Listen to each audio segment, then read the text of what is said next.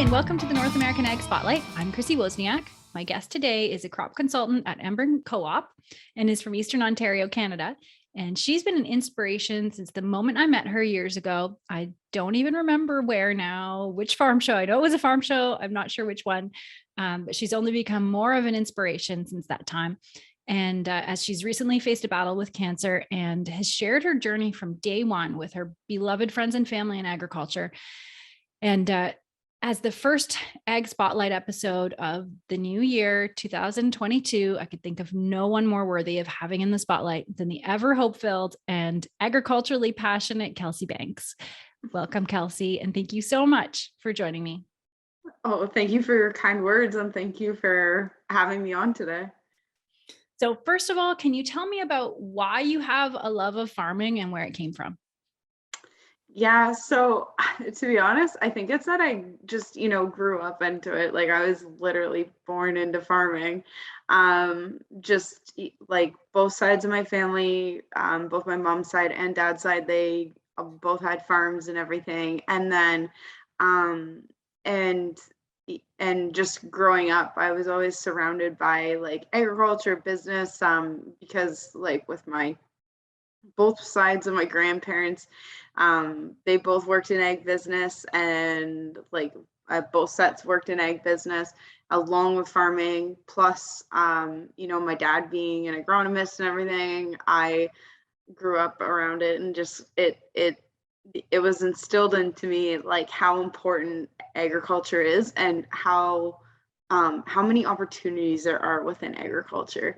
And it really the love started there, and kind of kept growing. And with my grandpa specifically, my grandpa Curtis, we started growing pumpkins, and and through that love for pumpkins, like people joke around a little bit and say I'm the pumpkin queen. Yeah.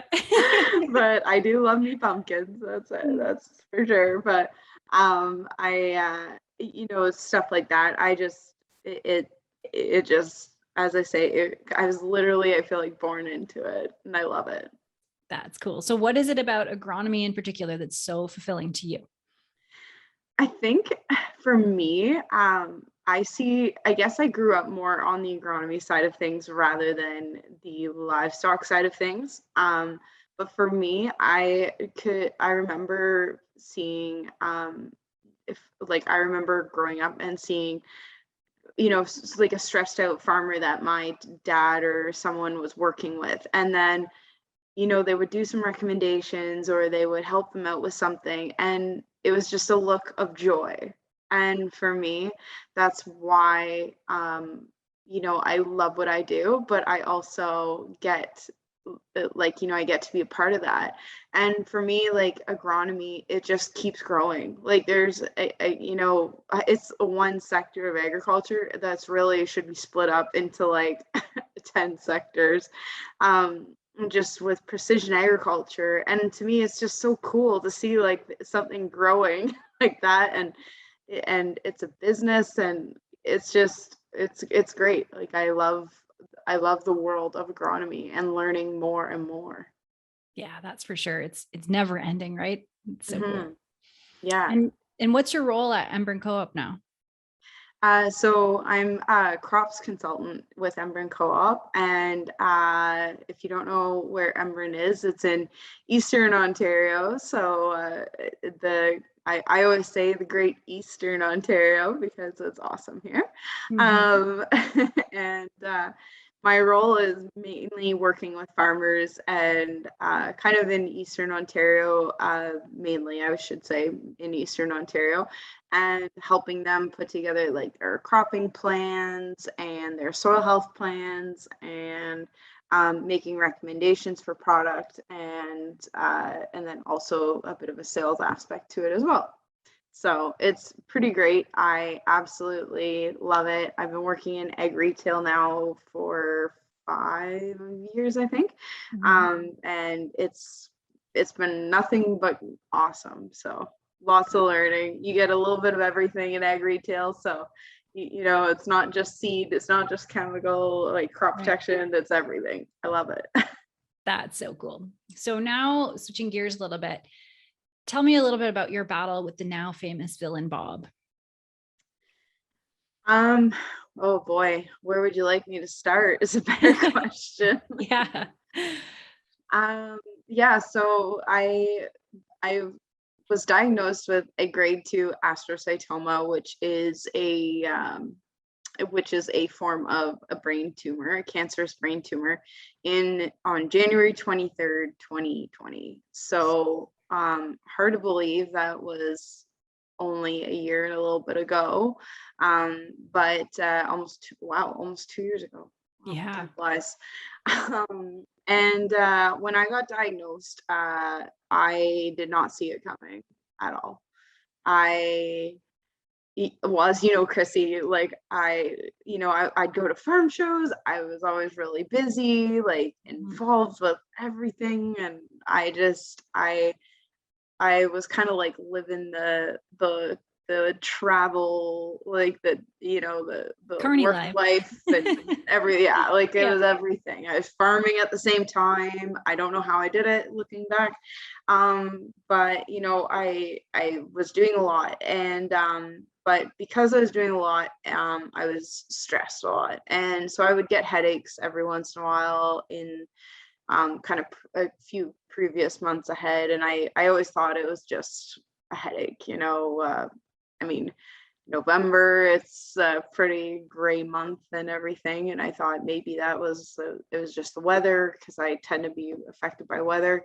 My headaches do. And then in December, and this might be a little TMI, but I want to talk about it because I want people to be aware of, maybe you should go get checked out. Doesn't hurt to get checked out. So in December 2019, I was waking up in the morning sometimes and I'd have blood on my pillows, and I didn't know what it was. I just kind of like did whatever at the time. I guess I was 26, so at the time I just kind of like, well, whatever, it's fine. Yeah, I'm exhausted, but I'm sure it's like just me working hard or something like that. And then and at the time I had a roommate, but he lived upstairs and then I lived downstairs. So, it's not like he would have known or anything, but it actually turned out that I was having nocturnal seizures. Oh, wow. Yeah, so basically, like, while I was asleep, they were happening, and they didn't happen all the time, but they happened like frequently enough that I was noticing. And the blood was actually from biting my tongue Oh, from the wow. yeah. Again, didn't really put like two and two together, because what 26-year-old thinks that that anything like that is wrong. Like, you just kind of keep going and going. And then just after Christmas, so I'm always a little bit nervous around December 28th, because that was the day that I had a very bad significant, it's called the grand mal seizure, when your whole body is going through the seizure. And it happened while I was at my grandparents in Orangeville for Christmas supper. And I ended up going to the emergency room at the hospital there, and they released me thinking that I had pneumonia. Not sure how pneumonia and cancer come together, but they put me on these antibiotics. But the good thing is that the doctor actually put me had referred me, to an ear, nose, throat specialist, because my tongue was literally like, Chrissy, I'm not exaggerating. It was like like almost like a golf ball. Like, it was so swollen. Wow. So like I couldn't eat or anything. So I went and saw this ear, nose, throat specialist, Dr. Riddell in Orangeville, and he said, well, he didn't really quite know what was going on with my tongue. So he sent me in for an MRI, and again, 26 years old at the time, didn't really know what was going on, didn't understand what an MRI even really was. I just knew it was a scan. So went to Guelph and the hospital there, got an MRI done. Kind of, I think it was a couple weeks later, and then all within 1 week of getting the MRI done, I was diagnosed with cancer in Toronto at St. Mike's Hospital. It was it was very difficult to be told that I had cancer, but for me, like the initial reaction was shock. I didn't know what to think. And then from there, it while I was listening to the doctor, to be honest, I don't even remember what he said after that. He was telling me something about what was going on, and that I had to have surgery. But then I said, but I can still drive, right? And he said no. Well, and then I feel for him that he didn't know where Drayton was, which is where I was living at the time, in a small town. And he was like, oh, well, I'm sure Drayton has public transportation. Oh, wow. It's like, he's never been to Drayton. No. So I was really upset, and I started sobbing because I couldn't believe, I'm a very independent person. To me, that losing my license at that time was worse than the cancer itself. Because I lost my independence. That's what it felt like to me. Yeah. And I couldn't believe that, I was being told well, you're not allowed to work. You're not allowed to, to drive. You're not allowed to do anything. My life literally did a 180 that day. Wow. And I didn't know what to do other than, and my dad, I'm very grateful for him and always will be, because the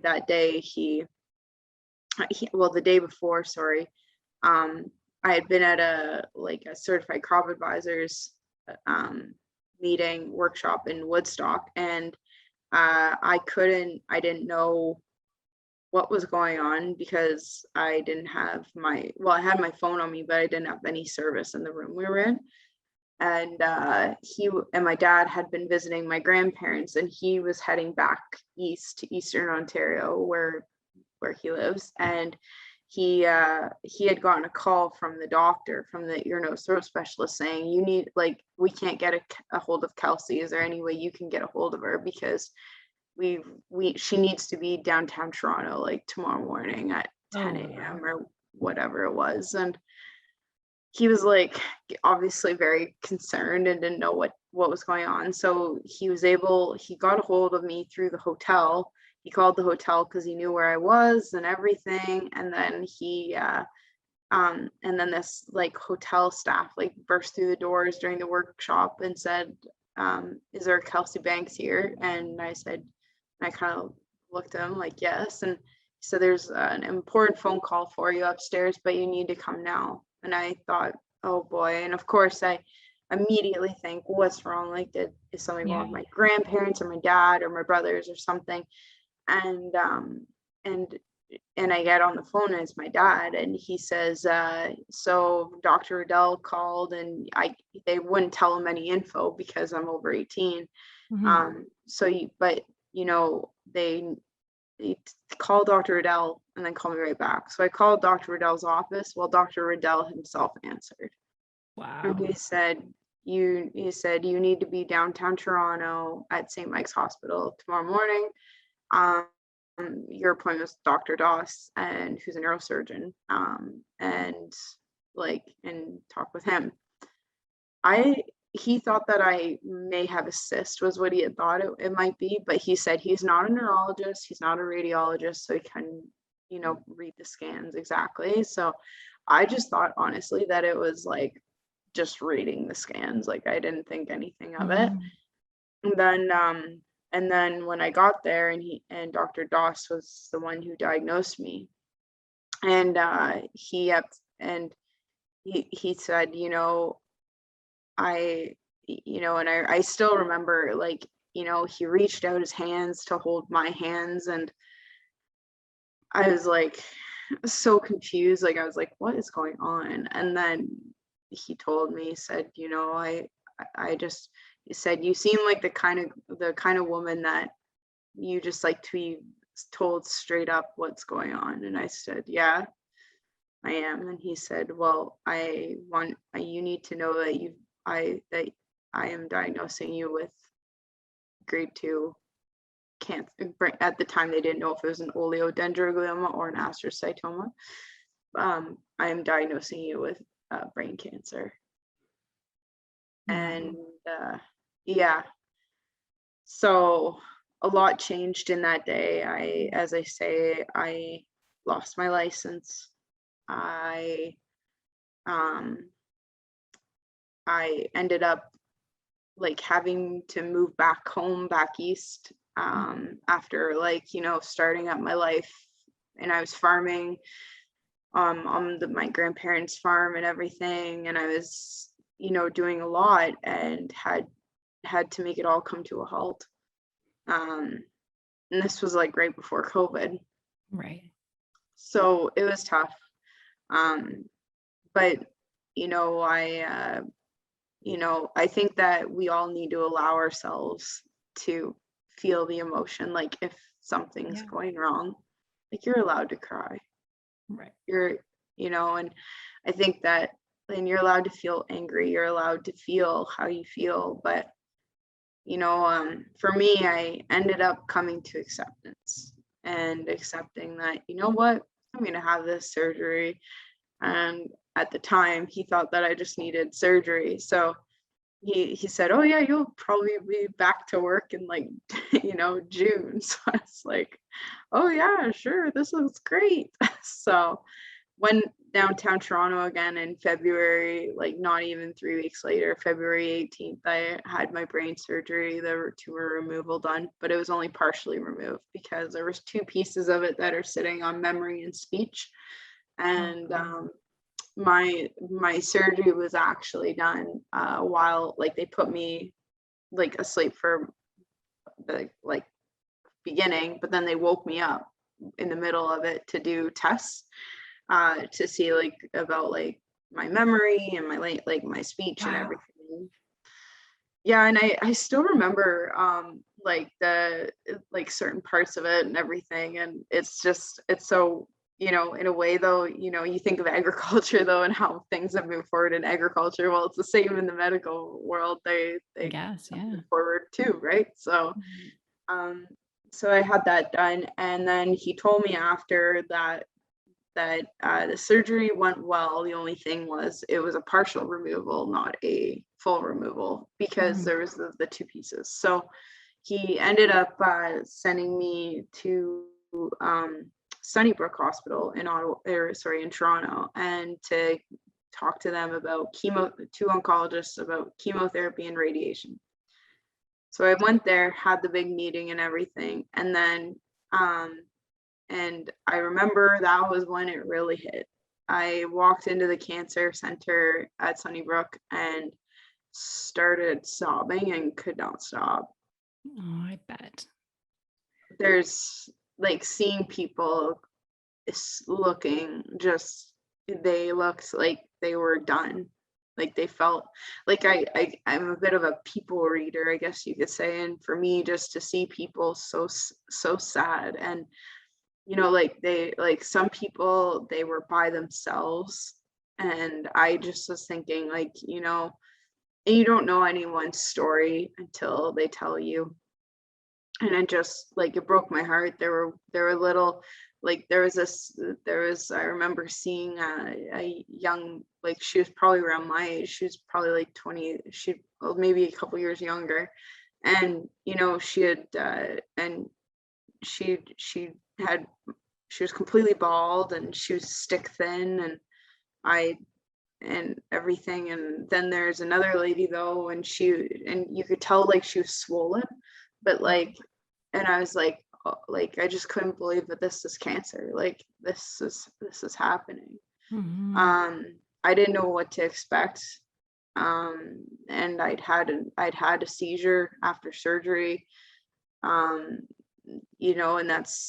they say that's common though, because, well, they've been in there and everything, and your body's under a lot of stress.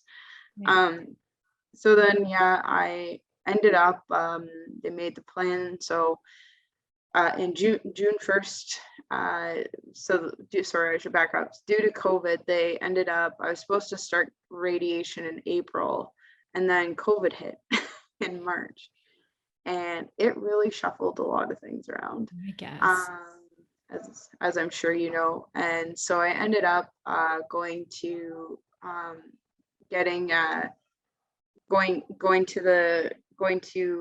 move everything back to Eastern Ontario, because it was just going to be hectic, like to try and move everything and try and be like, conscious of COVID and everything, because I was immunocompromised with everything going on. It made more sense to move everything to Eastern Ontario.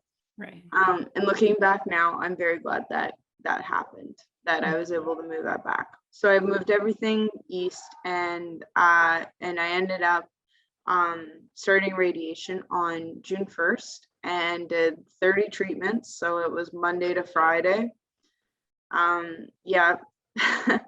Did 30 treatments, and then ended up taking, I think it was a 5-week break between radiation, and then started chemo on September 7th in 2020, and then officially stopped chemo on March 14th, 2021, and went into remission. It's amazing. Yeah. Wow. It is amazing. Wow. And so many of us follow you on the various social media platforms. And what really impacted me the most about your experience is the hope and positivity that you projected. Like, even in the darkest times, we knew you were struggling, but you always showed that glimmer of light and faith that you were going to win. So how did you manage to keep that frame of mind? Well, I'm not gonna lie, there were a lot of days where I would wake up and think, like, is this how the rest of my life is going to be, like stuck in bed because I'm so weak I can't get out of bed? Yeah. I felt like depressed about what was going on. But then, for the most part though, you're right, I was very positive, and I still am very, positive that things will get better. For me, the biggest thing though, well, it was two things. The first thing was my mindset. I kept my mind thinking that, what and what can you control, like in this situation? I can't control, yes, I have cancer, but I can control though that, I want to feel good about going to radiation, for example. So I had a playlist that I would always have playing, or not always have playing, but I'd have different songs playing and everything throughout radiation, and that I would bring, and it was always like really like motivational, fun songs and everything. And then it was just the power of music, and it kept my mind thinking positively too. The other thing too was the support though of my friends and family. I remember, like, of course this was going through COVID and everything, right? So I remember one time I was really upset, and my dad was telling me, and I was like, well, what if it comes back? Like, what if I go through all of this and then it comes back? And he said to me, well, but by that point there might be new technology out, and there might be new, there might be new methods of treatment. And if it does come back, and I came to acceptance, and I guess that's kind of, I mentioned that before, but I came to acceptance that, yes, I have cancer, but what can I do about it? Well, the only thing I can do is do the best to stay positive and think that, and remind myself that, I can get through this. I just have to get through the next piece of this puzzle. So I just need to be able to get through that next radiation treatment, or I need to get through the next appointment or whatever it was. And you know, like the other thing too is I started getting into like meditation. And I can't talk about it enough because I absolutely fell in love with meditation. Wow. um it it is life changing. I Do you meditate, Chrissy? No, I pray, but I Yeah. don't. Yeah. No, I pray as well, but Mhm. I also meditate, and it helps me so much manage the stress of what I was going through at the time. Wow. Um, and even now, I still meditate because I'm just amazed how well it helps me with stress management and my positivity and reminding myself that like I can do this. Mhm. Um, it's incredible though the amount of um, it just the what I was thinking is that at the time was that, you know, it sucks to be in the situation that I'm in, but I am very grateful that I have access to um, the doctors that I do have. Um, like special shout out to Dr. Doss from St. Mike's Hospital in Toronto and Dr. Nicholas, my oncologist from the Ottawa Hospital Cancer Center. Um, but and I have access to food on the table and I have access to great support through my dad. I have access to clean water, you know, like I would always see, okay, but you know, I'm so grateful though for the things that I have in my life. And this cancer is just one little thing. I can deal with it. Yeah, that's amazing. And what role did your faith have in all of this? Um, I prayed a lot, and just I really wanted to make sure that, you know, like I didn't want to complain to God about what I was going through. I wanted to thank him for giving me the opportunity to realize that, you know what, maybe I did need to slow down because, well, look at me now. I'm back east, working back east, and I was in Western Ontario. I was in Saskatchewan before, and you know, don't get me wrong, those experiences have helped shape who I am today, and I'm glad that I did those. But I realized while I was sick that I wanted to be home. This is home. Eastern Ontario is home to me. Yeah. Yeah, that's So, amazing. and you know, I always like, I believe that God has a plan laid out for each and every one of us. And that, you know what, maybe maybe I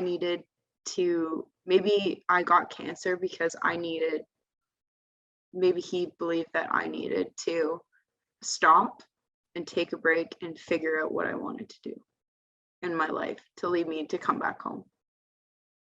Right. Yeah, that's an incredible way to look at it. And I think it's so important for all of us to think about not only what other people are going through, but really to appreciate every moment of every day. And so looking back now, how has the whole experience shaped the way that you think about life now?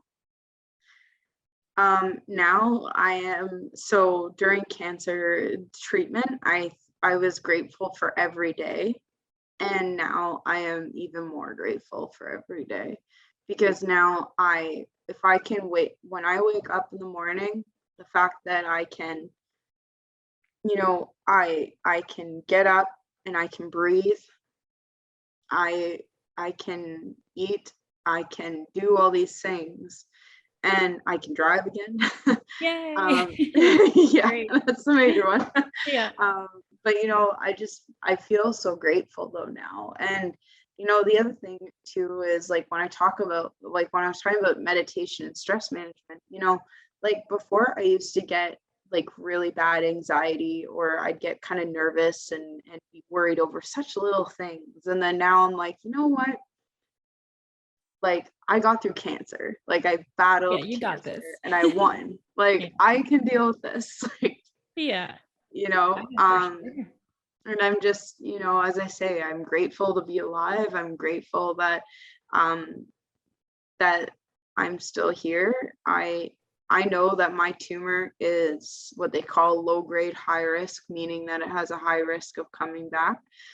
But I'm going to do what I can, and technology will keep evolving, and Yeah. hopefully I will never be diagnosed again. And I really pray that no one else is diagnosed with this.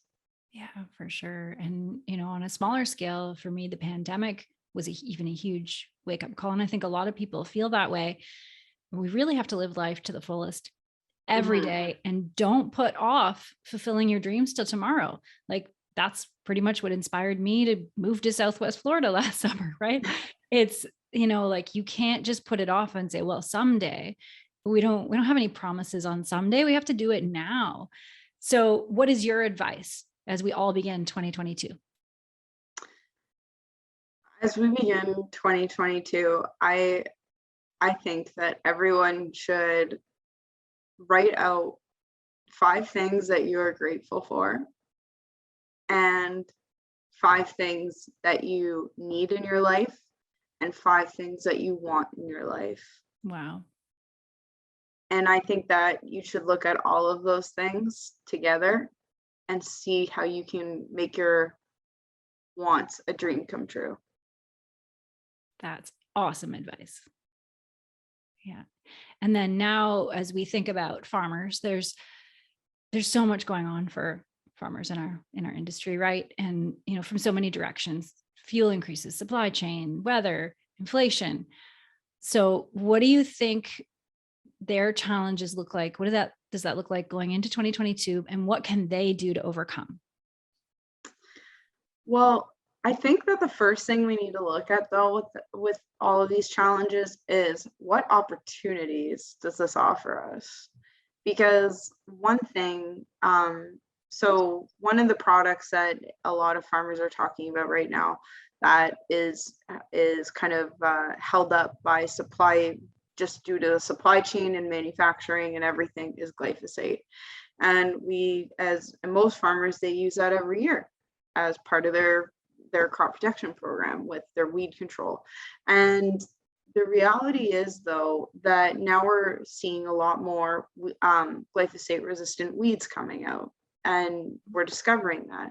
So in my opinion, I think that this might be a good opportunity where we can get into working with different crops that, you can still grow soybeans, but it just might have to be like a different variety that has a different genetic mutation to it, that it's able to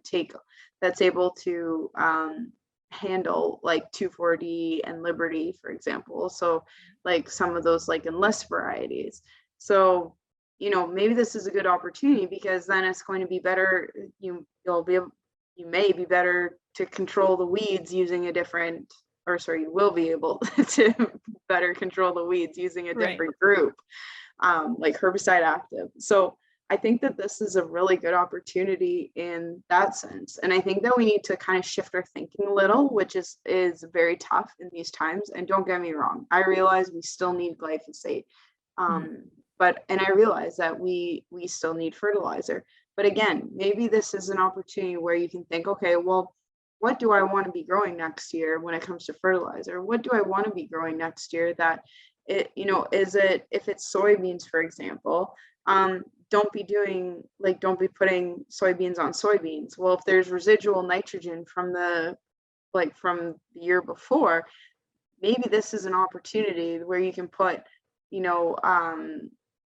like putting wheat there, or corn there, and then that way you're using up the natural nitrogen that's already there, and that kind of thing. I think the other thing too is, just for the farmers and for egg retails and everyone in egg business, egg world, just everyone is stressed right now because of the shortages and of the price increases and everything.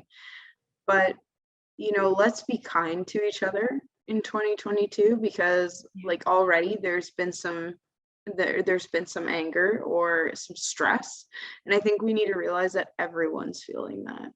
That's it. Yeah, a little grace can go a long way right now, right? Yeah. So, but remember that the people that are working at the egg retail are there to help you, and they're not trying to, get every penny out of you right now. They're trying to help you and Yeah. figure it out. So, just work together, Yes. not against each other. Excellent advice. So where can people find you, follow your journey, connect with you over agronomy? Yeah, so if you go on Twitter, my handle is Kelsey Banks. Very easy. It's Yeah. KelseyBanks, and you can also find me on LinkedIn as well. And yeah, I guess that's kind of how you can find me. Or if you go on the Embrun Co-op website and you go to the crops division and then crop representatives, I'm listed there. Awesome. Very good. And I have one last question. So after all of this, what were you put on this earth to accomplish? Do you know that now? And do you know your purpose? I think my purpose is that I was put on this earth to make farmers smile. And I know that I sounds love so that. I know that sounds so Oh, I I love don't it. even know what the word is for that, but it's, I want to be able though, like for me, I always feel happiest whenever I can help a farmer and be able to say, okay, you know what, like let's look at it this way, or how do you feel about doing this, or something like that, with their agronomy and their crop planning, and being able to see them smile and be happy about what's going on and say, you know what, you're right, I can do that. Like I think my purpose is to make them smile and motivate them and say, yes, you can do it. Like I'm here, like kind of almost like holding your hand in quotations, Right. like Yeah. along the way. That's awesome. I love that. So thank you so much for joining me. Great conversation. I really love your advice and I totally appreciate you coming on today. Thank you for having me. And thanks to everyone who's watching or listening. If you want more information, the links are provided in the show notes. And don't forget to subscribe to North American Ag Spotlight on YouTube or Rumble or AgFuse. And the podcast is available on Spotify, Apple, Stitcher, Amazon, or wherever you listen to podcasts. And have a great day.